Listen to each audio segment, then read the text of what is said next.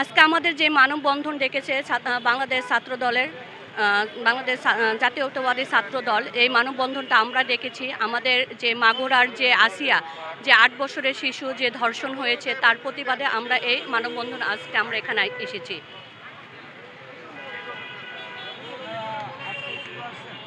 না না, আমরা আজকে কেন আসবো? আমরা যেদিন থেকে এটা জানতে পেরেছি যে আমাদের যে বোন আসিয়া ধর্ষণ হয়েছে, আমরা সেদিন থেকে আমাদের এই রাজপথে আমরা আসি। কারণ এটা যখন ভাইরাল হলো, সোশ্যাল মিডিয়াতে যখন ভাইরাল হলো, তখন আমাদের বাংলাদেশ জাতীয়তাবাদী ছাত্র দলের নজরে যখন আসলো, বা আমাদের যুব দলের এক ভাই আছে তার মাধ্যমে যেটা যখন ভাইরাল হলো, তখন থেকে আমরা রাজপথে আসি। তখন আমরা 24 ঘন্টা আলটিমেটাম দিয়েছিলাম যে আমাদের আসামিকে ধরতে হবে।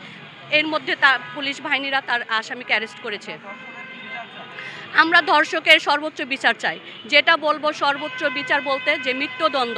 আমি এখন যদি মনে করেন যে এই আমার যদি অপিনিয়নটা যদি চান, তাহলে আমি মনে করি যে একজন ধর্ষক যখন হবে তাকে যেখানে পাবে সেখানে তাকে মেরে ফেলে দেওয়া হবে। কারণ তখন এই কাজটা যখন করবে, তখন বাকি দর্শকরা যেন ভয় পাবে যে এই ধরনের আমরা ন্যাক্কারজনক কাজ যদি করে থাকি, তাহলে আমাদের আর রক্ষা নেই।